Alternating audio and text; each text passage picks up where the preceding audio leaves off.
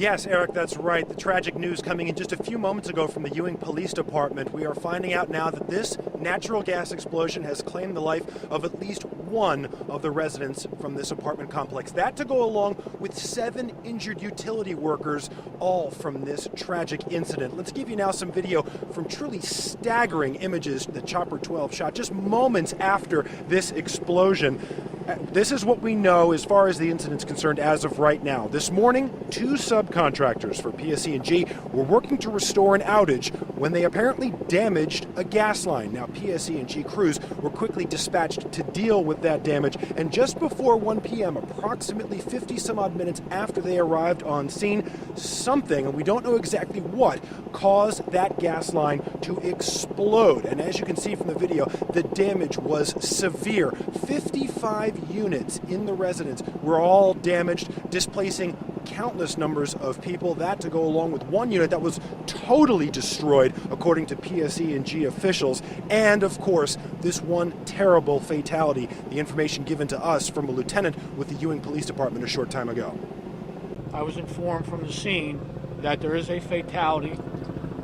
We do not have the ID of that person, and obviously we're not going to release any of that information until I'm able to further confirm that, and in fact we make a contact with the next of kin. So there is one fatality resident there, but it's sketchy at best right now as far as the ID. We hope to get some more information on who that person was shortly. There will be another briefing this evening. Now, there, of course, were 7 utility workers injured in this case. 2 of them believed to be working for the subcontractor, 5 of them directly working for PSE&G. I don't have exact specifics as far as their injuries. 2 of them, at least 2 of them, were considered to be quite severe. They have been taken to the hospital. I believe the 5 were taken for somewhat precautionary measures, according to the PSE&G official at this most recent briefing. Now, of course, this explosion threw a terrible scare, not just into the residents who live somewhat around the townhouse, but the folks who live blocks away. We had an opportunity to speak with one man who was still clearly shaken up more than an hour after the incident. I was sitting in my office. I live 2 blocks away from where the explosion took place, and I'm reading a book on my iPad, and this loud boom scared the living heck out of me. Looked, paintings fell off my wall. There was a big crack in one of my walls, and I was able to sneak out because I had a dental appointment. Now they won't let me back in until we get the all clear sign.